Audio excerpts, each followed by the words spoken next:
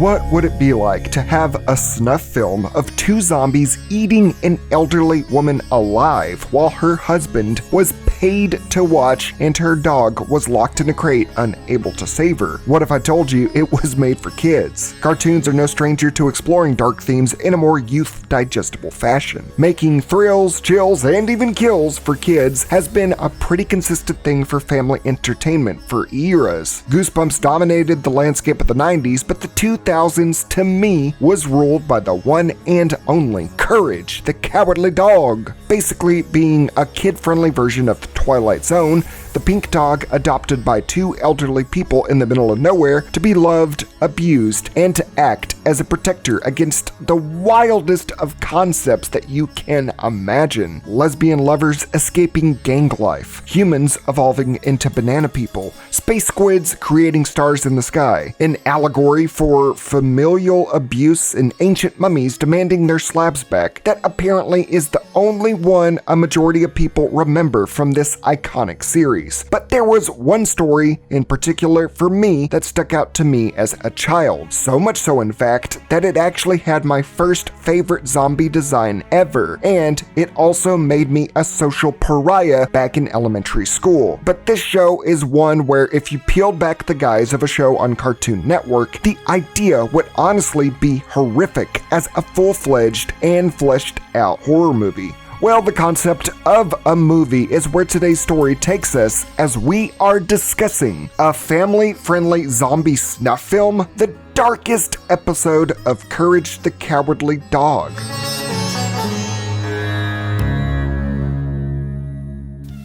Before we get into the darkness of your childhood, let's look into the light of great deals on games from today's sponsor, Aneba, a gaming marketplace home to over 40,000 digital products across all gaming platforms from PC to PlayStation to Xbox to even Nintendo. Get discounts on digital game keys, gift cards, in-game currencies, and software. Save the big bucks at competitive pricing to play on whatever you like. Ever wanted to try a game but it was way too expensive? They have a games under $10 section. Lord knows I threw down $70 on Back 4 Blood back in the day, and on Aneba, it's only 50 cents. Resident Evil Village, a little over $5. Even the new Resident Evil already has some decent price cuts. Check it out for yourself. Hell, you can even get cashback rewards on some of the stuff you purchase, so it pays to play. I partnered with them when I first started my channel back in 2016 to 2017, and they have stayed within my trust. They have an excellent Trustpilot score and offer 24/7 live support on all purchases on their platform. Aneba is fast, secure, and reliable. Check it out now by clicking the link in the description and pinned comment below and save da big money on the games you've been wanting to try at Aneba.com.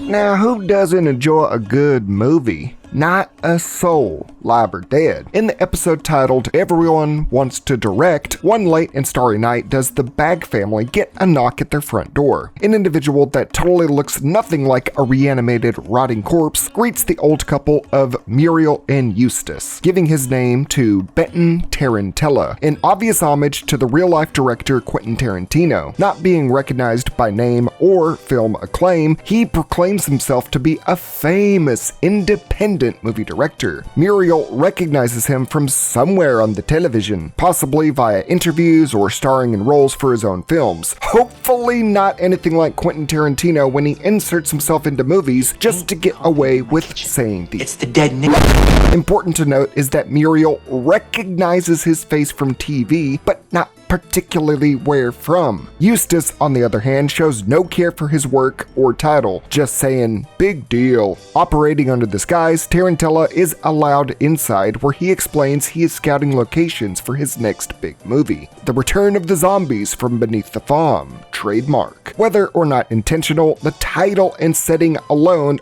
already gives both Return of the Living Dead vibes with the name and the farm setting being that of the Night of the Living Dead. Ironically, two movies that spurred before and after the creative differences of iconic director George A. Romero and writer John Russo. Creative differences in both directing and writing being an integral part for this story later on. But Benton states his intentions to make this zombie film completely within their own home. Muriel is giddy with excitement while Eustace shows complete reluctance at the idea, until the big-headed director whips out a contract offering loads of money. Eustace instantly switches up his attitude and is basically like, yeah, sure, hell yeah, dude, whatever you want. Hell, if you were promised, what is that, 5 million, billion, trillion dollars to film some random-ass zombie flick in your own house, wouldn't you take up the offer? Sure, that's more than every billionaire on Earth's net worth combined, and no movie in history has even broke $3 billion as a worldwide gross, even 26 years after this episode aired. But who's to argue with a stamp of approval like that? Asking them to sign their lives away for fame and fortune, Benton's elaborate disguise temporarily falls off, revealing his true face. Rotted flesh, hollowed eyes with one bulging as the other barely permeated through his bony skull, teeth bearing no lips to hide their gangrenous visage. A bit of lore about me when it comes to this image of what Benton Tarantella looks like was when I was just about 10 years old. In 4th or 5th grade, my class was assigned to write a story for Halloween, making the book however we wanted, writing about whatever we wanted as long as it was Halloween themed, and to make the book in the shape and design of whatever we wanted. It was a just do your thing.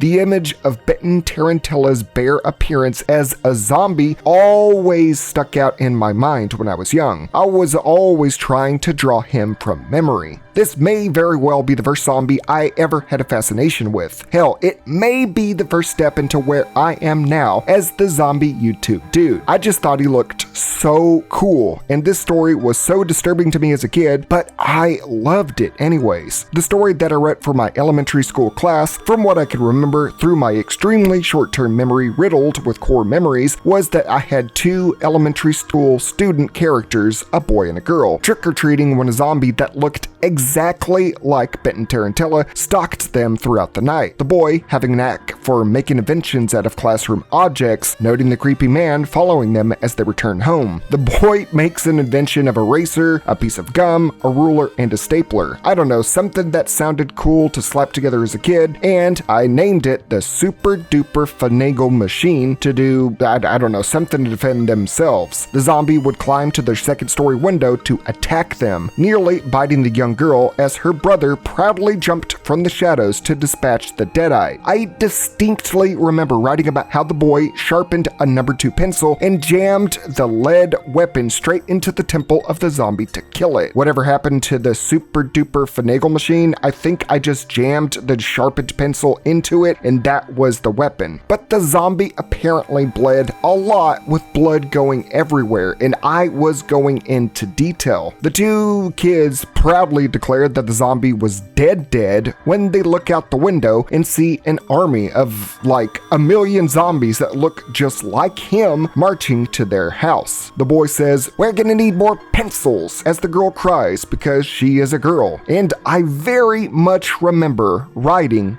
"the end" at the bottom of the page. I remember having to read the story out loud to the class and going in detail over the gory parts of the pencil in the brain. I mean, really in depth, talking about blood, brain juices, the whole bloody 9 yards. Needless to say, everyone stared at me like I was going to tell them all not to come to school tomorrow, even the teacher. I already wasn't popular because on day 1 of this particular school year, I decided to fart out loud during the first roll call of the year. When a popular girl asked in disgust who did the deed, I raised my hand and said it was me. I did the fart, and I was so damn proud of it. I was a former private Christian school student. I went there from kindergarten to 3rd grade. We were all awkward and farted a lot for laughs. Going to public school for the first time, I thought I would be the cool kid by farting out loud first.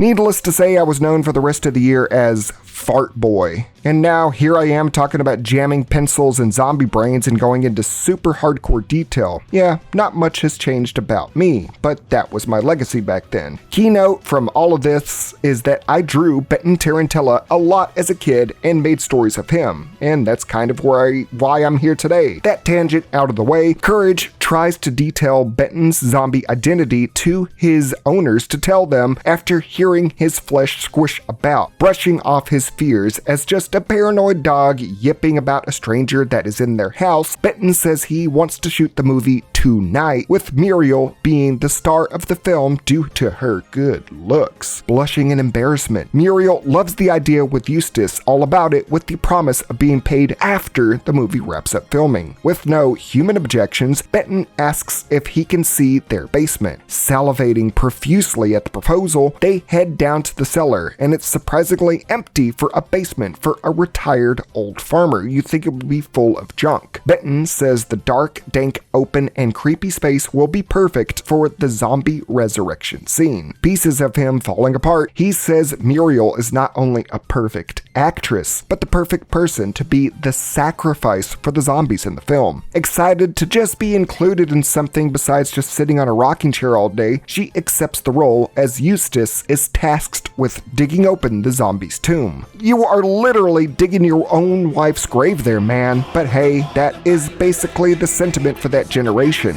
I hate my wife. Boomer humor, am I right? Courage is locked upstairs while preparations are made. Our pink fuzzy friend goes to the internet to find answers about this renowned Benton Tarantella, with no records whatsoever tying him to any independent film, nor does he have any known film listings on the Internet Movie Database. On the contrary, old articles from years ago describe a Benton Tarantella as a known murderer who worked with another fake film director by the name of Errol von Volkheim, based on the Austrian filmmaker Erich von Stroheim. Both Errol and Benton in their living days would use the story of being independent film directors to lure people into secluded areas with cameras to kill them and record all the carnage, racking up 12 bodies as gruesome twosome until they were eventually caught and sentenced to life in prison. Over the years, though, Volkheim somehow was freed due to good behavior. I don't think life sentences work that way, but hey, he's obviously a changed man. Tarantella, on the other hand, would die of natural causes in prison years later. Volkheim would die a few years after him. His body was laid to rest in a cemetery that the Bag family's house was built over, getting kind of a poltergeist vibe there. While Eustace is casually digging away, we witness an abnormal lunar alignment that is about to occur. Upon this astral alignment will the resurrection ritual commence. Getting things into place, Benton ties Muriel to a table, making sure she cannot be freed, preparing a feast for the arrival of his dead partner. To keep in line with his director facade, the zombie Tarantella had plainly written out the events of the night in the script he prepared. Laying out your plan like this seems rather stupid, but hey, the old folks didn't even read what they were getting into. It's kind of like when you see boomers on Facebook. They don't read the articles that they post. Benton has Eustace lock Courage in a nearby chest to prevent him from interfering in the film-making process. With the planets nearly lined up, Benton had Eustace running the camera, dubbing him the director of the film. Despite the guy being a fraud, he does take his recording seriously. He's always wanting to have footage of him and his partner's killings, either to watch themselves or to send out to people as a warning or as a guilty pleasure. The planetary alignment finally occurs as a green, otherworldly beam pierces the basement, shining over the freshly dug hole. Errol von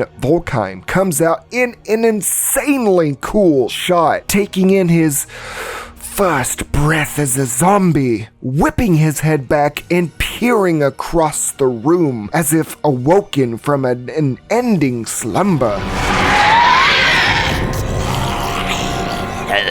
There is something so off-putting about how these two are designed, but it just resonates with me in this scene alone. It was just creepy and awesome to witness, and his design too is really cool. The two old friends greet each other and immediately look to getting back to work. Volheim straight out of the gate or out of the grave saying how famished he is. He is starving, with both ready to dine on living human flesh. Eustace, witnessing this reanimation, thinks it's just top of the line special effects that this random ass dude somehow had ready in his basement in less than an hour. But he's just naive like that. They tell the old man that the next scene they film will be of them devouring Muriel while she is bound, all with special effects that will make it seem real. Literally eating her alive slowly on camera while her husband gleefully watches when all he can see is money coming his way. People always bring up the hidden darkness in kids shows for creepypasta bait, like supposedly Ed, Edd n Eddy being purgatory for kids that died over the years, or the Pokemon anime just being Ash in a coma since he never ages. But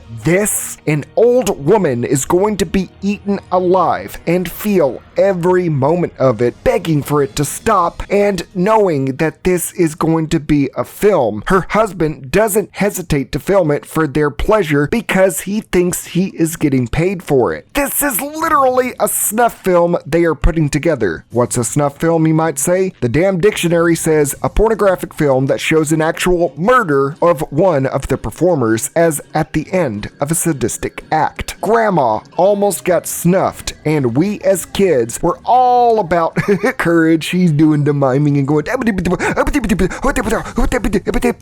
and the old people always being unaware. Muriel being nice, Eustace being an asshole. That shit's funny, but man, is it dark as hell. Like, holy hell, the concept is fucking brutal and awesome. Two maniacs pretending to be directors in their former life to kill people on camera for their own freakish delight, reveling in their chaos and murders, having killed a dozen people before coming back from the dead to start over their killing spree, but now with cannibalism sprinkled in the mix. Forget the King Ramses episode, the idea of this one was on another scale, as the two dead rectors get ready to have their vinegar-laced chunk of meat, unable to wait any longer as their cravings start coming to the surface and profuse drool starts waterfalling from their mouths. Volheim even does a Hannibal Lecter thing despite having no lips. The only thing that stops them is Eustace himself asking if they are ready and asking Tarantella to move over so the camera can get Muriel's face. The dude, unknowingly or knowingly, is making sure this movie gets her full reaction to be disemboweled and her guts being eaten. I'm starting to suspect the old man just wants to axe his wife, and if he can make money along the way, a double win. Because again, boomer humor, I hate my wife. Moments before the feast can begin, Eustace stalls one last time, not knowing what to do next, as Tarantella just says, go check the script, it's that simple. Courage, all this time, had hastily been making revisions to the Return of the Zombies from Beneath the Farm trademark, changing the ending from that of Scene 4, eat old lady, oh! to the big zombie lets the dog out of the box. What? And the zombies go back in the hole and the dog buries them. Not questioning how a 3-word ending suddenly became 2 sentences of Deus Ex Machina, I guess this was written and revised by the same team that created the theatrical ending to I Am Legend. If you didn't know, they had to change it because audiences thought the original ending was too weird, too stupid, and off-putting to make Will Smith the villain. Can't have the audience feeling bad about their main characters, now can we? Volheim does not even question how stupid this all sounds or if the script might have been tampered with by any other parties. He instead says that Tarantella was always a lousy writer, blaming his friend's writing skills on the ending and them having to follow its instructions. Tarantella says it was not his work. He was blown away. How could this ending exist? This is not what he wrote. But Doesn't matter, he goes along with it anyways. They may be killers, they may be zombies, they may be psychopaths with fake identities, but they're nothing if not committed to their film craft, even if it means they go back to being dead over unseen revisions to their own script. Narrowly avoiding Muriel being eaten by 2 serial killer zombies, they settle back into their quiet and quaint lives. Eustace was pissed off that he did not get paid the $5 trillion. Not that he almost filmed and distributed a snuff film of zombies eating his wife of many years. Just a lack of dollars going into his bank account. Muriel gladly watches the movie that they recorded. This shit must have been shorter than a TikTok because they barely recorded anything except the zombie reanimation and Courage burying them. But that shot of Volkheim coming out of the ground, it's a masterpiece. I will never forget it. Maybe I'll get a tattoo of that at some point. But yeah, despite nothing really happening, once Muriel was bound, the implications and what could have happened and filling in the blanks with our own imaginations are what creepypastas and YouTube videos like this are all about. It's about the what ifs. Hell, I alienated myself in 5th grade for imagining how it would have been if I killed the zombie myself and there would be millions more and all the bloody gutty mess in between. But the fact that this was one of many insane concepts for a kid's show just shows how far this medium can push to really expand storytelling for children to enjoy. If it just went a little bit further, it would go from rated E for everyone to rated maybe even beyond mature. But that about wraps up this look into my earliest zombie fascination. What do you think? Is there something I missed or should have explained more? What do you like in Courage the Cowardly Dog or other cartoon series with zombie-related media? Let me know down below and what you want to see next. Make sure to support the channel by contributing to me on Patreon as a patron or becoming a YouTube channel member or chipping in a buck or two over on my second channel, WSG Streams, where we stream Left 4 Dead 2 weekly with friends and fans on Wednesdays. Until next time, I'm Zach Cass, aka Wow Such Gaming. Never forget to stay happy, stay healthy, stay full of courage, and most importantly, stay wow. Stupid dog! Eustace, Muriel, somebody's at the door. Creepy, surreal, someone better get the door. Someone better get the door. Who's gonna get the door? Courage the Cowardly Dog. Courage the Cowardly Dog.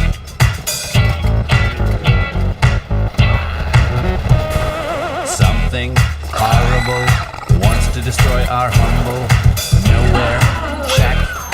Who will protect our home? Someone protect our home. Who will protect our home? Courage the Cowardly Dog.